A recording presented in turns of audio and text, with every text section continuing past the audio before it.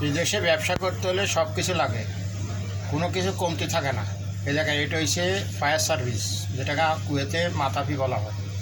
Fire সার্ভিসের রুকসা licence, fire সার্ভিসের licence এটাকে বলা হয়, আপডেট করা আছে। এটাকে বলা হয় দোকানের লাইসেন্স। দোকান সরকারিভাবে অ্যালাউড আছে।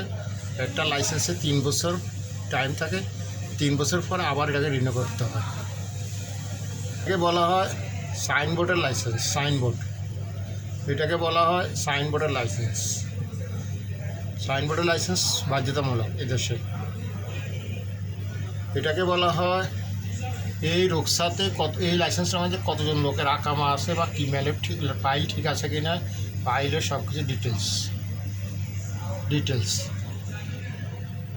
এটা এদিকে আছে টাইম সেট, মানে আপনি কোন টাইমে ডিউটিতে আসবেন, কোন টাইমে ডিউটিতে আসবেন না, টাইম সেটিং।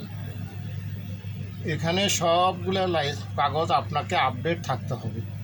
একটা দোকানের সব কিছু আপডেট যদি কমপ্লিট না থাকে আপনি কাজ করতে পারবেন না। কিন্তু দুঃখের বিষয়, আমাদের দেশে এই আপডেটগুলো পেপারগুলো থাকে না।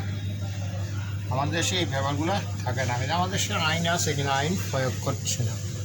দেখেন এই দেশে কত সুন্দর সিস্টেম, কত সুন্দর ভাই। সব কিছু আপনাকে আপডেট থাকতে হবে মাসে মাসে, বাধ্যতামূলক।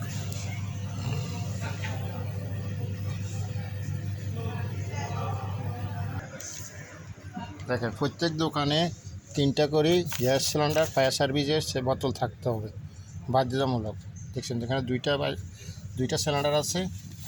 এগুলো সব আবার প্রতি বছর পরে আপনাকে নতুন করে রিনিউ করতে হয়।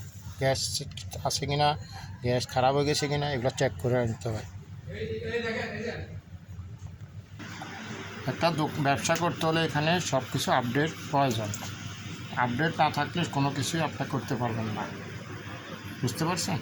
ওকে, আসসালামু আলাইকুম।